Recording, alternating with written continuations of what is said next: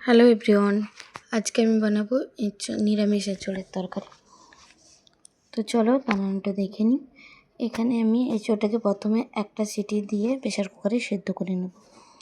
এমনভাবে সিদ্ধ হবে যাতে খুব একটা ভেঙেও না যায়, আবার খুব একটা শক্তও যাতে না থাকে।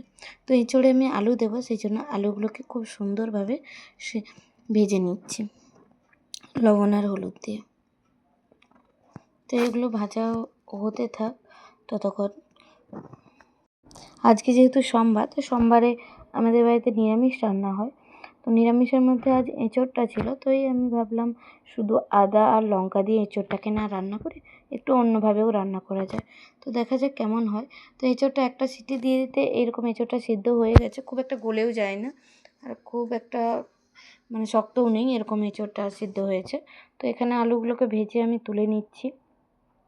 তারপরে ওই তেলে এঁচোড়গুলোকে খুব ভালোভাবে ভেজে নিতে হবে। এখানে এঁচোড়টা অনেকটাই ছিল, তাই আমি কিছু কিছু করে ভেজেছিলাম, দুবার করে ভেজেছি। তারপরে ওই তেলেই কাঁচা লঙ্কা, তেজপাতা আর হিং। নিরামিষ রান্নায় না অবশ্যই হিং দিতে হবে, তাহলে না টেস্টটা খুব ভালো আসে। হিং দিলে নিরামিষ রান্নাটা আমিষের মতনই টেস্ট হয়।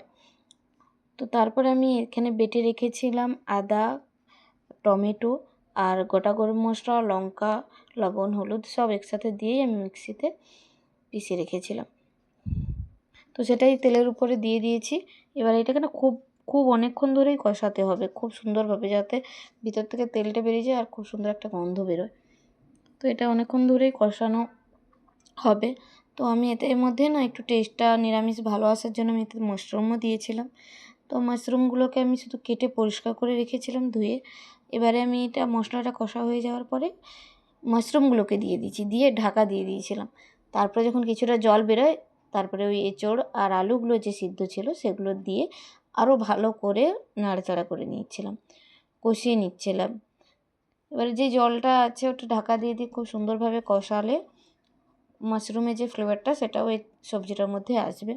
তো এরপরে আমি বাটিতে রেখেছিলাম দই, তার সাথে কাজু বাদাম আর ব্যাস দই আর কাজু বাদাম বেটে পোস্ত, এই তিনটে বেটে রেখেছিলাম সাইডে, সেটা দিয়ে দিলাম। দিয়ে আরও একটু ভালো করে কষিয়ে নিলাম। এটা অনেকক্ষণ ধরে কষাতে হবে।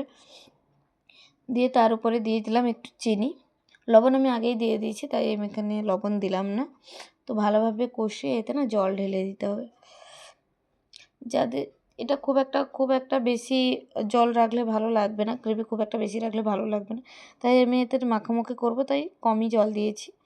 জল দিয়ে ফুটিয়ে এইরকম যখন গ্রেভি ছিল নামিয়ে নিয়েছিলাম, কিন্তু পরে সেটা অনেকটা শুকিয়ে গেছে, ঠিক যেমনটা চেয়েছিলাম সেই রকমই হয়ে গেছে। তো খুব একটা গ্রেভি রাখলে না নিরামিষ রান্না বা এঁচোড়, নিরামিষ এঁচোড়ে খুব একটা ভালো হয় না। তো এটাই বানিয়েছিলাম, খুব দারুণ হয়েছিল।